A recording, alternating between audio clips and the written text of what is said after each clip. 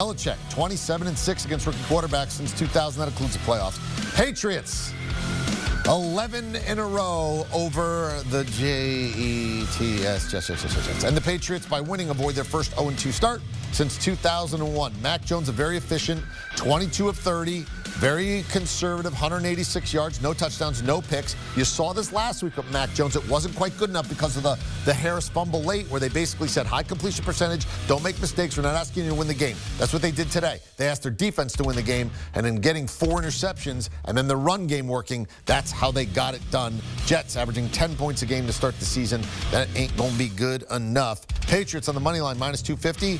They were given 5.5. They cover, and the under hits total going in 43. All right, everybody in here, let's start with Zach Wilson, okay? He threw 4 interceptions. There's a couple ways to look at this.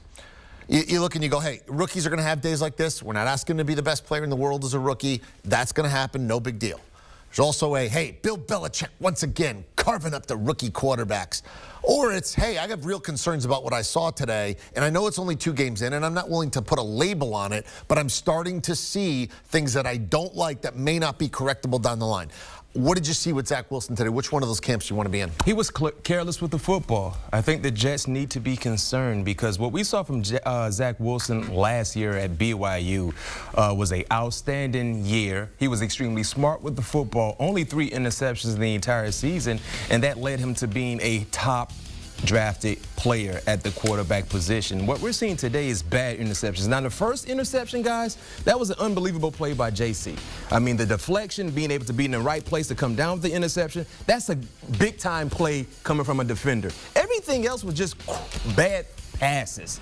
It was almost like he was throwing passes with his eyes closed, not locating defenders and not understanding and knowing where they are, especially in zone concepts. These are things that he should know as a quarterback. Pre-snap reads should be able to tell you where you need to go with the football, particularly what type of zone they're playing, and understanding where the strengths and the weaknesses are located in the defense. What I saw was in that first interception, guys, in the first quarter, he kind of went in a tank. He kind of he went into a shell, and there lied the opportunity to provide more turnovers for the New England Patriots. So they got to find a way to boost his confidence, because one thing we all know about the quarterback position in the National Football League, you're going to have some bad plays, but you have to be able to forget that and jump right back in the lineup and gather yourself, get your composure back, and be accurate with the football. We didn't see that, so I would be concerned if I'm a part of the Jets organization with their quarterback in Zach Wilson. I am less concerned, B-Mac, about Zach Wilson, and I'm more concerned about that offensive line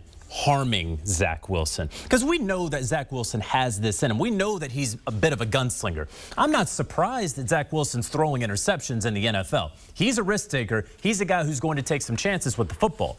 But I have been concerned ever since I saw the New York Jets in a joint practice with the Philadelphia Eagles, an Eagles team that has a very good front, that when you put pressure on Zach Wilson, the #2 overall pick, the face of the franchise, coming into a Jets organization, knowing what this organization has been through in the last decade plus, he's going to put a lot on himself. He's going to have to carry a lot. This team is going to go as Zach Wilson goes. And so he's going to feel as though he needs to make the play every single time, because that's what he did at BYU with a fantastic offensive line in front of him. He doesn't have that here. He obviously had Mekhi Becton, who was out today. They had to switch some things around. They had Morgan Moses and George Fant out there. The interior of that offensive line is still trying to come together, with all due respect to Elijah Vera-Tucker, who's going to come along in this rookie season and beyond. But Zach Wilson just needs better protection, because when he doesn't have that, he's going to start developing bad habits, as we saw today. When he took more than 2.5 seconds time to throw, all 4 of his interceptions came through. When he took less than that, he was 6 of 8. He can't take that time. He has to trust his offensive line, but he just can't. Want a sports network that delivers everything that matters about the game? The highlights, the picks, the instant analysis. No yelling, no fake debates, no politics. Hit the subscribe button and never miss a moment.